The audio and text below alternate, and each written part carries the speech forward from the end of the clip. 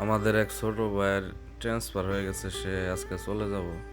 দীর্ঘ একটা বছর একসাথে ছিলাম, সে চলে যাইতেছে, অনেকটা খারাপ লাগতেছে, কিন্তু কিছু করার নাই। প্রবাসীদের এইটাই কষ্ট রে ভাই, মুখে হাসি অন্তরেতে কষ্ট জমা রাখার নামই এলো প্রবাসী।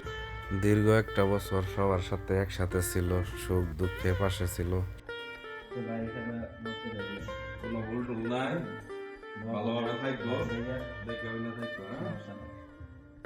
নাম্বার আছে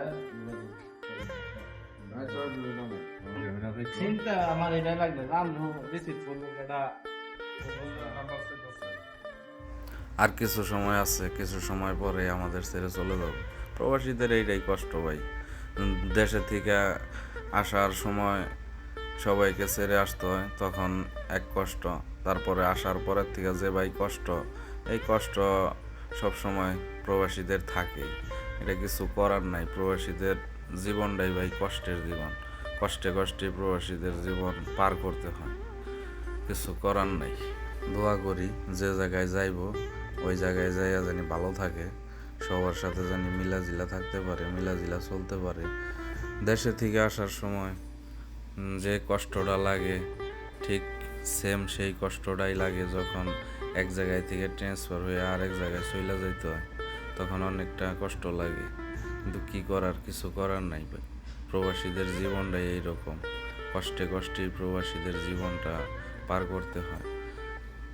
যেখানেই থাকো ভালো থাকো, চাই সব সময় ভালো থাকো, সুখে থাকো, খুশি থাকো।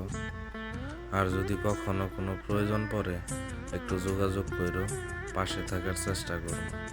ভালো থাকো ছোট ভাই, খোদা হাফেজ। এই প্রবাসীদের কষ্টগুলা শুধু প্রবাসীরাই বুঝবে, প্রবাসী ছাড়া আর কেউ বুঝবে না। যদি আমার এই ভিডিওটা ভালো লেগে থাকে, সবাই একটু চ্যানেলটা সাবস্ক্রাইব করে দিয়ে পাশে থাকবেন। সবাইকে ধন্যবাদ। আসসালামু আলাইকুম।